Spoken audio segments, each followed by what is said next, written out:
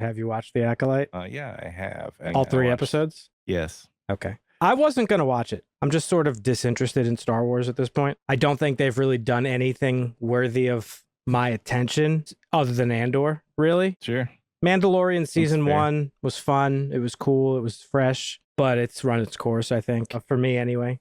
I thought Ahsoka was a huge letdown. Could it have been yet better? Yeah, for the money they spent on it. That's like the Acolyte. I think they're Well, spending like $20 million an episode, and the first 3 episodes are yeah, where's the money going? And so not very good. The Jedi justify their galactic dominance in the name of peace. But that peace is a lie. Andor is like in a league of its own. It's not worth comparing it to it. But I simply want to say, Andor's settings, they all felt real and vast. And you felt like you were in a galaxy far, far away. Like you felt it from Coruscant to the prison, the planet that the prison was on, the forest planet where he met the terrorists or whatever. Like it all just felt like so big and real. Yeah. One of the things I've noticed about a lot of these shows, Mandalorian included, Ahsoka, and now this show, the most egregious, they feel so stage green screens. They feel so small. Yeah. Right? Like, yeah. And you could just tell that they're sets. So I'm like, where's the money going? Yeah, I don't know. Maybe it's all in effects because they're trying to unionize in their CG department, right? But yeah, I was largely disinterested in The Acolyte, not because of the trailer. Like, I thought the trailer was interesting enough. I was just like, I'm starting to get to the point where I think it's okay to not watch all the things. And I think it's something that people struggle with in general because we've been trained by Disney now with Marvel and Star Wars to constantly be keeping up with everything. Having a vast universe like this as a business decision, it's smart of Disney to make things within these universes for vast amounts of audiences. And that's okay. You know, I'm totally fine. I'm almost a 40-year-old man. Like, there are just some things that are not made for me, whether it be part of my favorite universe or not, and that's fine. I could accept that. They're not doing very well, so it's like they're not made for anybody except for the people that are making them, and that's where I was going with it. The complaint from the right is, yeah, you've given the IP to activists, and they're telling the stories they want at the cost of the fans, and then they're blaming the fans for being upset about giving a shit product. I also had heard nothing but bad things about it. So I watched the 3 episodes in one sitting, and man, it is bad. Like, it's bad. And here's the thing. I don't think it's woke the way that they would define it. I think that's just their like default thing to say about something that they don't like. It's bad because the writing is awful. The acting is awful. The set design is awful. The story's disinteresting. Like, well, the story's a little bit interesting, but they're not doing it super well. It's unoriginal, even in the Star Wars universe, and because Anakin went to some planet, which obviously this take place after, but met some spirits. It was the good side of the Force, or the light side of the Force, the dark side of the Force, and the middle, which was the dad. He had the son and the daughter. It was one of the animated ones, but Anakin and Ahsoka went to this, and then Ahsoka actually dies, I think, and the light side sister gave her aura to Ahsoka, and that's like one of the reasons Ahsoka's a badass. The woke guys are you got the space lesbians in a cult. It's a female character. Some daughters out of the Force using disabusing or abusing the dark side of the Force to create some daughters because they couldn't have them because they're lesbians. I don't think it's woke. I don't give a fuck. Like, really? Like, what is woke anyway? I think it's a dumb word. If you want to say it's pandering to a certain audience, maybe. But like I just got finished saying, some things are just not made for you. It's okay that things are made for other people that aren't you. And it's okay to just not watch the thing, right? You could be a huge Star Wars fan and be like, hey, this wasn't made for me. This was made for teenagers. Oh, or yeah. whatever.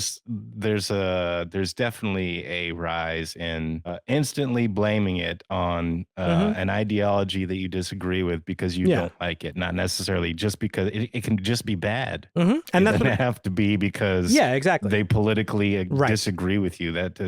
Exactly my point. But I also get the message of like sometimes it feels like it's getting forced down your throat. I mean, we have seen an incredible rise in like female-led leads where, the guys are kind of the bumbling fools. And well, the same reaction happened from the new Assassin's Creed game where it takes place in feudal Japan. The main character is a black guy, and everybody's like, it's woke, this isn't realistic. But it's like, No, it's actually inspired by an actual black samurai in history who's documented in history. Yasuke, I think is his name.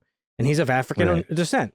But that's besides the point. What I wanted to segue into is exactly what you said. It's okay that things are made for other people. I don't know who this show's made for, because it's not made for Star Wars fans. That's for sure, because in 3 episodes, it completely like rewrote like decades worth of lore, okay? So Star Wars fans are rightfully angry. In this case, I do agree. Normally, I'm like, shut the fuck up, you nerds. Like, it's okay to but this is bad, okay? It's not made for like lesbians or trans people or black. Like, it's not made for them either. It's just there's a vast array of characters. So it's like, it's not pandering to one specific audience member. I don't know who the fuck it's made for. And if I'm being honest, the person who wrote it, the showrunner, Leslie Headland, I like her other movies that she made. Sleeping with Other People. It's with Jason Sudeikis and Alison Brie. And she directed and wrote that. It's one of my favorite rom-coms to date. It's so good. Have you seen it? I don't think so, no. Okay. And she also wrote this other movie, not as good. It's called About Last Night. That sounds familiar. It's with Kevin Hart. A decent rom-com. It's not fantastic, but it's okay. She didn't direct that one. She wrote it. She was the producer and showrunner for the show Russian Doll on Netflix with Natasha Lyonne, which I don't know if you've watched, but it's a really good show. I think you could have some hits and misses. I just think in an effort to profit on whatever they can, Disney, for all their IPs, are not really putting enough care into who they bring in to write the shit. It's clear watching these first 3 episodes that Leslie Headland is not a Star Wars fan, nor is she somebody who like did any type of research on the lore. No, she just wanted to make some sort of story set within the Star Wars universe, and they gave it to her. No, it feels like we're in a wash of mediocrity. But... Yes. Nobody's perfect. That's for sure. I just don't think Leslie Headland entered this project with enough Star Wars knowledge behind her. It's clear the actors didn't. I'm sure you saw that debacle with the main guy, the Jedi with the braids, who is a terrible actor, by the way, but also did you see in that interview where he said that Anakin blew up the Death Star? Yeah, I mean, I don't expect, he's a normal. Normally I'd be like, hey, maybe he just slipped up. He's a younger guy, da-da-da.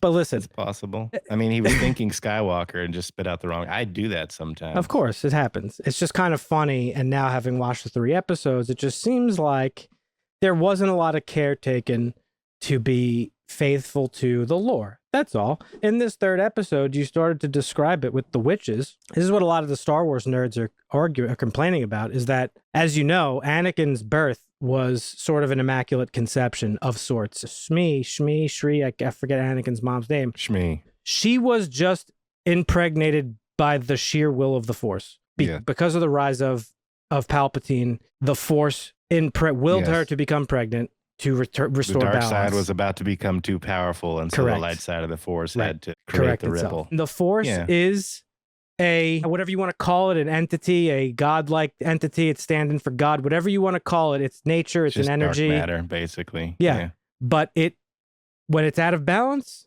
it does what it has to do to restore balance. And that's what it did. So Star Wars fans are rightfully annoyed that these witches are able to just impregnate themselves by manipulating the Force, because forget the fact that they're lesbians or whatever.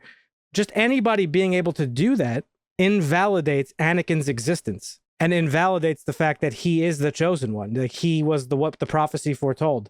Right. He's the one who would restore balance to the Force. Yeah. And I feel like it doesn't take a lot of research to be like, ooh, wait, we shouldn't do that because of this other thing. Yeah, I don't know. Like I said, it's a bad show. I don't know if I'm going to hate watch the rest of it or just let it. But here's the thing.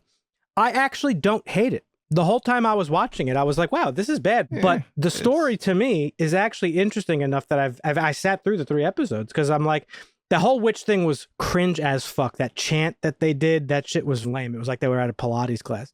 But like, I think the whole like twins thing, yes, it's overdone, but I like the story idea that I liked was that there were some Jedi who did something, and there was an accident, and like that's an interesting, it's an interesting story that you could have done so much more with. Well, it's interesting because, sorry to interrupt you, but we're seeing slowly but surely. It started with the prequels. I think it's what George Lucas showcased, but we're starting to see slowly but surely that the Jedi aren't as perfect as everybody was led to believe. And nobody's perfect, including the Jedi, right?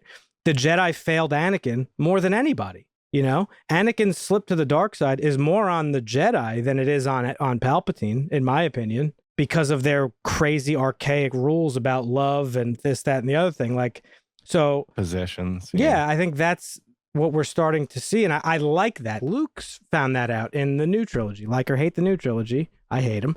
But that part of it was cool. Luke being like, oh man, everything I was led to believe is like kind of a lie.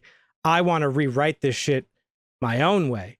And now Rey's carrying on that Luke's vision or whatever. I also like that we're 100 years in the past and we're at a point where the Jedi are very powerful. And they're just starting to become the Jedi Council that we see in the prequels, where they're very involved in politics and all this stuff.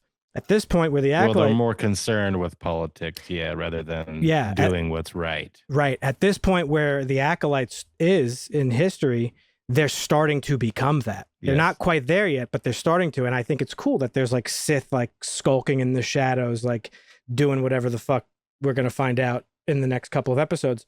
I actually think the show has good bones. I just think it's really poorly executed. There's not much to say. It's weird. It is very bad. It's a weird show. I don't know if I'm going to finish or not. I'm just disappointed. And I was expecting more and I was let down quite a bit. So the thing I'm most let down about is what's her name? Trinity being in it for like 2 seconds. I thought she was like a main character. Yeah. And she was awesome. No. That fight scene was sick. Yeah. I will say the fight choreography in the 3 episodes so far has been pretty cool. Some of it was good, some of it was all right. Yeah, I don't know.